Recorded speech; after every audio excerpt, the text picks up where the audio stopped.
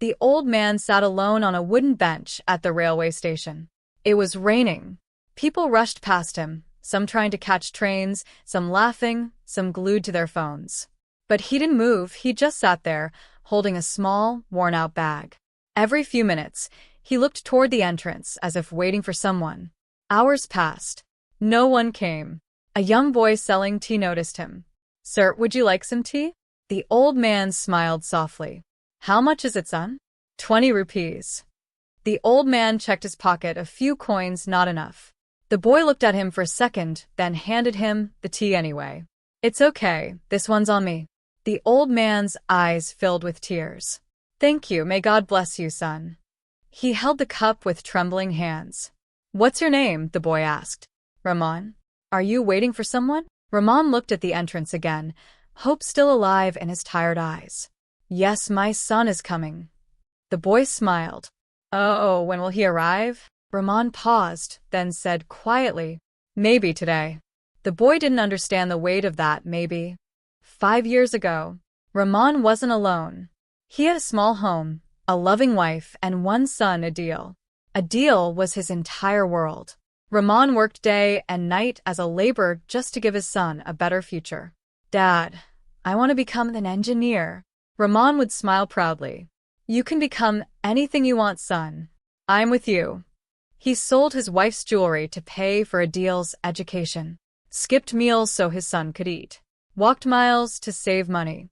And finally, Adil became an engineer, the proudest moment of Rahman's life. But that happiness didn't last. Adil got a job in a big city. At first, he called every day. "Dad, I'm fine. Dad, take your medicine on time."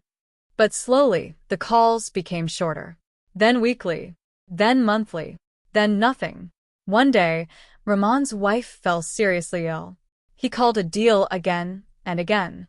No answer. Days passed, and she died, quietly waiting for her son. Rahman sat beside her lifeless body, whispering, "Adil will come, he will come." But he never did. Back to the present. The rain had stopped. The tea boy sat beside Rahman. "Sir, where does your son live?" Rahman smiled faintly. "Very far away." "Why don't you call him?" Rahman looked down. "I don't have his number." The boy was shocked. "You don't have your own son's number?" Rahman's voice trembled. "He changed it and never told me." Silence filled the air. Suddenly, a car stopped near the station. A well-dressed man stepped out, talking on his phone. Rahman looked up. His eyes widened. His hands began to shake. "Adil?" The man walked past him, without noticing. Rahman slowly stood up. "Adil." "My son." The man stopped. He turned around. Their eyes met. Recognition. Shock. Guilt. "Dad." Rahman's face lit up like a child's. "I knew you would come. I come here every day." Adil looked uncomfortable, glancing around at the people watching. "Dad, what are you doing here?" Rahman's smile faded slightly. "I was waiting for you." People nearby started whispering. Adil felt embarrassed. "Dad, this isn't a place for you. Why aren't you at home?" Rahman whispered softly. "You took the home with you." Adil froze. He remembered. After his mother died, he sold the house and left his father behind, saying, "I'll come back for you later." But he never did. Tears rolled down Rahman's face. "I just wanted to see if my son is okay." Adil's eyes filled with tears. For the first time, he didn't see a burden. He saw a broken father. Adil stepped closer. "Dad, come with me." Rahman looked at him, unsure. "Really?" "Yes, Dad, this time I promise." Rahman held his son's hand tightly, afraid to let go. As they walked toward the car, Rahman stopped. "Adil." "Yes, Dad. I came here every day with just one hope, that one day you would come." Adil broke down. He hugged his father tightly, crying like a child. "I'm sorry. Dad, please forgive me."